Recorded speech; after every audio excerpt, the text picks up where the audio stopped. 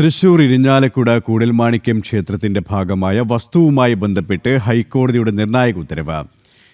റാണവിലെ പഴയ jail CI office സ്ഥലം സർക്കാർ ഭൂമിയായി പ്രഖ്യാപിച്ച ജില്ലാ കലക്ടറുടെ ഉത്തരവ് പുനഃപരിശോധിക്കാൻ ദേവസ്വം നടപടിയെടുക്കണമെന്നാണ് ഹൈക്കോടതി ദേവസ്വം ബെഞ്ചിന്റെ ഉത്തരവ്.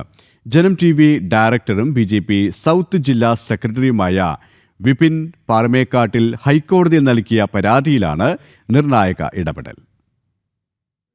ഇരിങ്ങാലക്കുട കൂടൽമാണിക്യ ക്ഷേത്രത്തിന്റെ ഭാഗമായ ഭൂമിയാണ് കാലങ്ങളായി ആഭ്യന്തര വകുപ്പ് സ്വന്തം ഭൂമിയായി കൈക്കലാക്കി വെച്ചിരിക്കുന്നത്.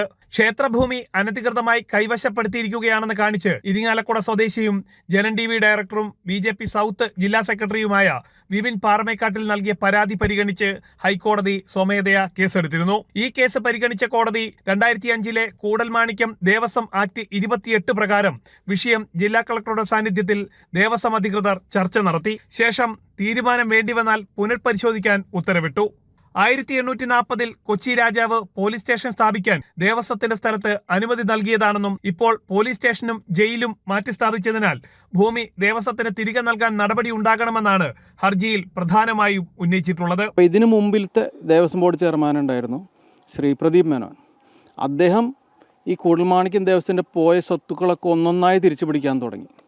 ഇവിടെ തൊട്ടടുത്ത് ഇതിൻ്റെ തൊട്ടപ്പുറത്ത് എടുക്കുന്ന ഒരു ഭൂമിയുണ്ട്, ഡാണാവിൽ തന്നെ വേറെ ഭൂമി, കോടതി വെളുപ്പിരിക്കുന്ന ഭൂമി. ഇതൊക്കെ തിരിച്ചു പിടിച്ച് കഴിഞ്ഞപ്പോൾ അദ്ദേഹത്തെ എല്ലാ പദവികളിൽ നിന്നും പുറത്താക്കി, ഇൻക്ലൂഡിങ് പാർട്ടിയിലെ പദവികളിൽ നിന്ന് വരെ അദ്ദേഹത്തെ പുറത്താക്കി.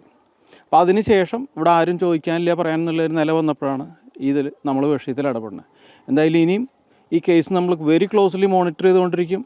ഇത് ഏതറ്റം വരെയും പോവും. ഈ ഭൂമി തിരിച്ചു പിടിക്കാൻ തന്നെയാണ് ഉദ്ദേശം. കൂടൽമാണിക്യം ദേവസ്വം ആക്ടിലെ 28 വകുപ്പ് പ്രകാരം നടപടിയെടുക്കാൻ അവകാശമുണ്ടെന്ന ഹർജിക്കാരന്റെയും ദേവസ്വം കമ്മിറ്റിയുടെയും വാദം അംഗീകരിച്ചാണ് കോടതി ഉത്തരവിട്ടത്.